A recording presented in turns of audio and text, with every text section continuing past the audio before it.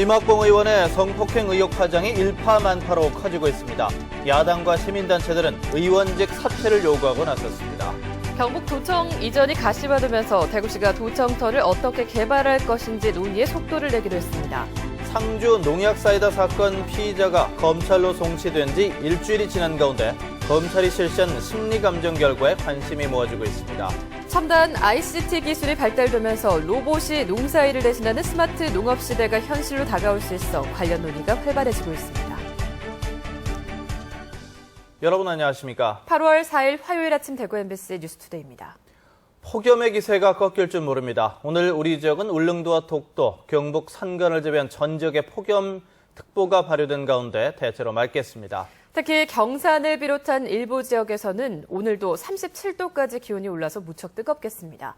자세한 날씨 이시정 기상캐스터입니다. 네, 연중 가장 무더운 시기답게 이번 한 주는 유독 좀 빨리 지나갔으면 하는 생각도 드시죠. 대구의 경우 열흘 연속 단 하루도 빠짐없이 33도로 웃도는 폭염이 이어졌고요. 오늘 경산과 칠곡, 일부 지역에서는 낮 기온이 37도까지 오르며 무척 뜨거운 하루가 예상됩니다. 그 밖에 울릉도와 독도, 경북 북동산간을 제외한 전 지역에 폭염특보가 발효되겠는데요. 기온이나 습도 중 하나만 낮아도 그나마 견딜만 하겠는데 오늘 습도도 80% 이상을 보이는 곳이 많아서 푹푹 찌는 찜통 더위가 이어질 전망입니다. 또 무더위가 계속되면서 온열질 환자도 급증하고 있습니다. 오후 시간 외출을 자제하고 옷은 헐렁하게 입으시는 게 좋겠고요. 또 과일 주스나 물, 스포츠 음료로 수분을 충분히 섭취해 주시는 게 좋겠습니다. 날씨였습니다. 경북 도청 이전이 눈앞으로 다가온 가운데 도청 이전터를 어떻게 활용할지도 관심이 커지고 있습니다. 대구시는 도청 이전터의 공동화를 막기 위해서 대구시 본청의 절반을 이전하기로 하는 등 활용 청사진을 내놨습니다. 금교신 기자가 취재했습니다. 경북 도청이 빠르면 10월부터 옮겨갈 것으로 전망되면서 도청 주변 주민들과 식당 주인들은 걱정이 이만저만이 아닙니다. 도청 때문에 이래 참 밥 먹고 사는 사람들이 하고 뭐 많거든요. 거의 뭐 장사라고 볼 수가 없지. 연구단지 들어온다 했다가 뭐또 보온 들어온다 했다가 지금 그 뭐가 들어오는지 결말이 없잖아요. 이거 갖고 오나 완전 손해입니다. 지금. 도청과 그 부속 건물들이 빠져나가게 되면 가장 큰 문제는 다음 시설물들이 들어올 때까지 이곳 전체가 공동화되면서 주민들이 불안감이 커진다는 점입니다. 대구시는 이에 따라 도청 이적지 후속 방안을 찾는데 속도를 낼 계획입니다. 대구시는 당장 이달 초에 문화체육관광부가 발주하는 도청 이전터 개발 계획 용역에 대구 경북 연구원과 함께 참가해 대구시의 입장을 적극 반영하기로 했습니다.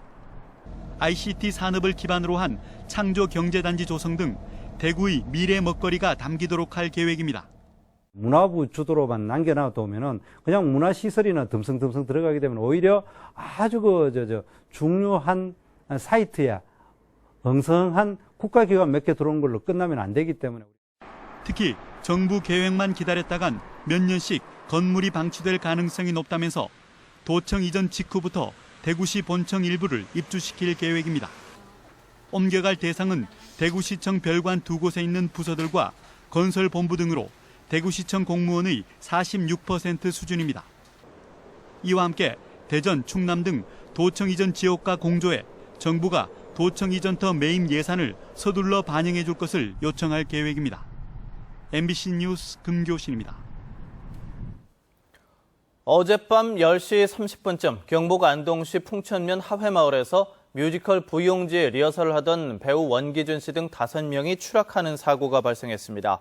이 사고로 원기준 씨가 오른쪽 어깨와 왼쪽 다리를 다쳤고 나머지 4명은 경상을 입고 안동병원에서 치료를 받았습니다. 소방당국은 이번 사고는 공연 연습을 하던 중 무대가 갑자기 꺼지면서 1.7m 높이의 무대 바닥으로 배우들이 떨어져 일어났다고 밝혔습니다. 사회적 경제 기본계획안 마련을 위한 민관정책협의회가 오늘 오전 시청 대회의실에서 열립니다. 오늘 회의에서 민관정책협의회는 사회적 경제 기반 조성과 자생력 강화, 인적 자원 육성, 네트워크 활성화 지원 등 4개 분야 추진 전략을 중심으로 세부 추진 과제를 논의할 예정입니다. 낙동강 녹조를 줄이기 위해서 한 번에 많은 양의 물을 흘려보내는 펄스형 방류가 오늘 세 번째로 시행됩니다.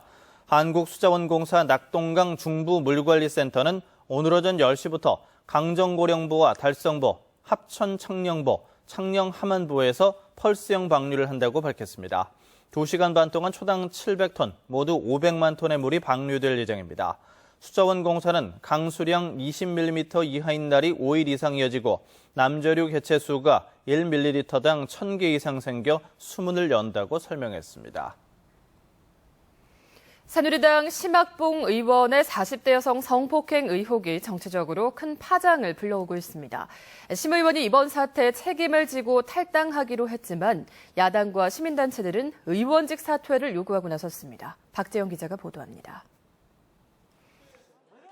새누리당이 어제 오전 비공개로 긴급 최고위원 회의를 열고 심학봉 의원 성폭행 의혹 문제를 논의했습니다.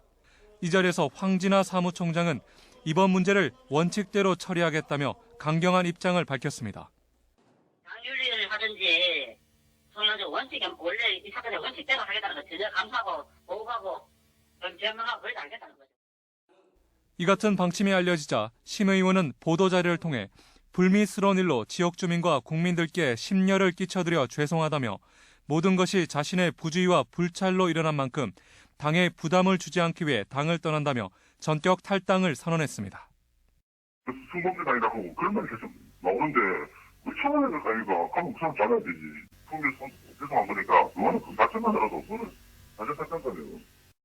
새정치민주연합은 새누리당 김무성 대표가 국민들께 사과하고 탈당이 아니라 의원직까지 박탈해야 한다며 공세 수위를 높이고 있고 정의당도 대국민 사과와 엄중 징계, 재발 방지 대책을 요구하고 있습니다. 심 의원의 지역구인 구미 지역의 비난 여론도 거세게 일고 있는 가운데 구미 경실련은 어제 심학봉 의원 사무실 앞에서 1인 시위를 열고 의원직 사퇴와 경찰의 철저한 수사를 촉구했습니다. MBC 뉴스 박재영입니다. 한편 새정치민주연합 경북도당은 성명을 내고 새누리당 심학봉 의원의 성폭력 사건과 관련해 지금까지의 조사 경과를 밝히라고 경찰에 촉구했습니다. 심 의원이 특권을 가진 국회의원이기 때문에 피해자와 부당한 거래를 할 우려가 있다며 이를 막기 위해서 경찰에 공개 브리핑을 요구했습니다. 새정치민주연합 경북도당 여성위원회 배영애 위원장도 성명을 내고 새누리당 심학봉 국회의원 성폭행 사건에 경찰의 성역 없는 수사를 촉구했습니다. 경주엑스포가 내일 서울에서 실크로드 경주 2015의 성공 개최를 위한 실크로드 문화창조 포럼을 엽니다. 이번 포럼에는 김동호 문화융성위원장을 비롯해 실크로드 관련 전문가 100여 명이 참가해 실크로드의 현재와 미래를 주제로 실크로드의 문화 콘텐츠 이용 방안을 논의합니다. 또 중국과 서양 중심의 실크로드 역사를 고찰하고 고대부터 이어져 온 신라와 고려 등 우리 선조들의 활약을 발굴하고 재조명하는 활동이 본격화됩니다. 6명의 사상자를 낸 상주 농약 사이다 사건 피의자가 검찰로 송치된 지 일주일이 지났습니다. 피의자인 박 할머니는 여전히 혐의를 부인하고 있는데 검찰이 실시한 심리감정 결과에 관심이 모아지고 있습니다. 홍석준 기자입니다. 경찰 조사에서 거짓말 탐지기 조사를 거부했던 박 할머니는 검찰로 송치된 뒤 지난주 처음 거짓말 탐지기 조사에 응했습니다. 그러나 박 할머니의 생리 신호가 진술의 진위 여부를 판정할 수 있을 만큼 뚜렷하게 나타나진 않은 것으로 알려졌습니다. 대구지검 상주지청은 거짓말 탐지기 외에 행동분석 검사와 인지심리 검사까지 모두 3가지 심리 검사를 실시했습니다. 검사는 올해 출범한 대검찰청 과학수사부 소속 전문요원 4명이 진행했습니다. 분석 결과는 이번 주 중반쯤 상주지청에 통보될 예정입니다. 이에 따라 오는 목요일 만료되는 박 할머니의 구속기한은 한 차례 연장될 가능성이 높아졌습니다. 경찰에서 넘겨받은 증거를 면밀히 살펴보고 있는 검찰은 대검의 검사 결과를 종합해 오는 15일까지 박 할머니의 구속 기소 여부를 결정한다는 방침입니다. MBC 뉴스 홍석준입니다. 대구지방검찰청은 보이스피싱 조직에 금융계좌를 빌려준 혐의로 25살 이모 씨를 구속 기소했습니다. 이 씨는 지난 1월 계좌 하나에 30만 원씩 120만 원을 받고 계좌 4개를 보이스피싱에 판매한 혐의를 받고 있습니다. 검찰은 단순히 보이스피싱 조직의 계좌를 빌려주는 행위도 보이스피싱 범행에 가담한 것으로 간주한다며 엄벌할 방침이라고 설명했습니다. 올해 생산된 홍고추와 건고추의 출하가 시작된 가운데 햇고추 값이 지난해보다 10% 정도 떨어졌습니다. 안동 고추유통센터에 출하된 홍고추는 24톤으로 1kg에 평균 2,000원에 경매돼 지난해보다 13% 떨어졌습니다. 18톤이 출하된 건고추는 600g에 평균 7,400원으로 지난해보다 11% 떨어졌습니다. 햇고추 값이 떨어진 것은 올해 작황이 좋았기 때문으로 전문가들은 추석까지는 현재 가격을 유지하고 추석 이후에는 유동적일 것으로 내다보고 있습니다. 요즘 비닐하우스뿐 아니라 노지에서도 첨단 ICT 기술과 접목해서 작물을 재배하는 시대가 됐는데요. 한 발 더 나아가 로봇이 농사일을 대신하는 스마트 농업 시대가 현실로 다가올 수도 있어 이와 관련된 논의가 활발히 진행되고 있습니다. 보도에 조동진 기자입니다. 과수 농사에서 가장 힘든 농약 살포를 무인 드론이나 무인 분무기가 맡게 된다면 노동력을 획기적으로 덜 수 있습니다. 고추 따기 역시 마찬가지. 고구마 수확도 로봇이 하는 시대가 온다면 수천 년 이어져온 농사 방법이 달라지게 됩니다. 이미 첨단 ICT가 농업에 접목되는 요즘 로봇까지 가세해 농사를 짓는 시대는 꿈이 아닌 현실이 될 수 있습니다. 2020년 191억 불의 시장을 가지고 있는 것이 농업용 로봇입니다. 우리나라 현실에도 곧 농업이 적용이 되어 부족한 일손을 해결할 수 있는 시점이 5년 이내에 올 것이라 예측을 하고 있습니다. 경상북도는 전국에서 가장 많은 농가 수를 보유하고 있는 가운데 밭농사 농가도 전체의 17%인 16만 7천 가구로 전국 1위입니다. 밭농사 환경에 적합한 경상북도가 선도적으로 첨단 농업용 로봇 기술 개발과 실증 시험센터 구축 등의 기반 조성에 나서야 한다는 의견이 제시됐습니다. 이제 밭농사도 기계화되고 첨단 로봇이 밭농사에 이용되어져서 농촌에 고령화되어가는 농촌이 더 이렇게 활성화되고 소득 증대가 될 수 있는. 그러나 로봇 농사가 해결해야 할 문제도 많습니다. 농가 채무의 주 요인이 농기계 구입인 점을 감안하면 로봇을 어떻게 운영할지 그 방안이 먼저 강구돼야 합니다. 국가나 지방자치단체가 농기계를 구입해서 농가에 임대해주는 방식으로 전환하면은 농기계 구입으로 인한 농가 부채의 부담이 줄어들 수 있고 고령화로 인한 농촌 일손 부족을 해결하고 농업 경쟁력을 높이는 스마트 농업이 영농 형태의 혁명적인 변화를 가져올 것으로 전망됩니다. MBC 뉴스 조동진입니다. 경상북도는 이를 통한 자립과 자활을 지원하는 희망 키움 통장 두 번째 사업에 2015년도 3차 신규 대상자를 이달 14일까지 모집합니다. 가입 대상은 주거 교육급여를 받고 있는 기초생활수급가구와 차상위 계층으로 최근 1년 동안 근로활동을 한 사실이 있고 총 근로사업소득이 최저생계비의 70% 이상 120% 이하인 가구입니다. 상주 한방산업단지의 정상 가동이 계속 늦어지고 있습니다.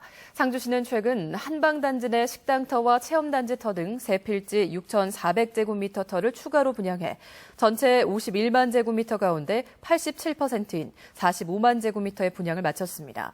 하지만 한방단지의 핵심 시설인 숙박시설과 연구시설, 약초처리장의 분양이 미흡해서 이미 분양된 필지의 입주까지 지연되고 있습니다. 상주시는 현재 가동 중인 자연휴양림과 한방사우나 홍보 외에도 한방기업 유치 활동을 더 강화하기로 했습니다.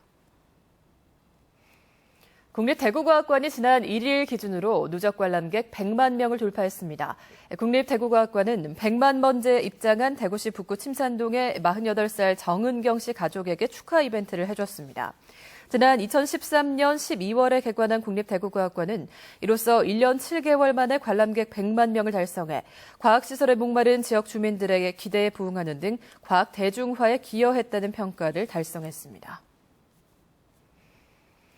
영덕군숲의 고래불 전국 비치사커 대회가 오는 8일과 9일 영덕군 병곡면 고래불 해수욕장에서 열립니다.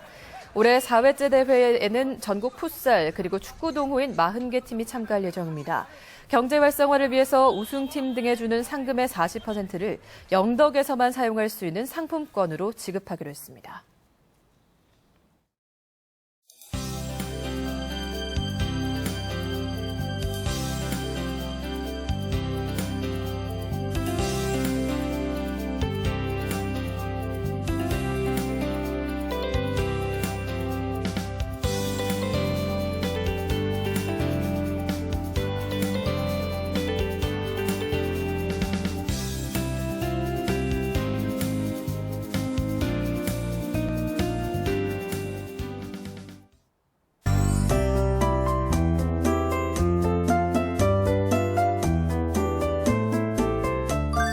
연중 가장 무더운 시기만큼 이번 한 주는 유독 좀 빨리 지나갔으면 하는 생각도 드시죠.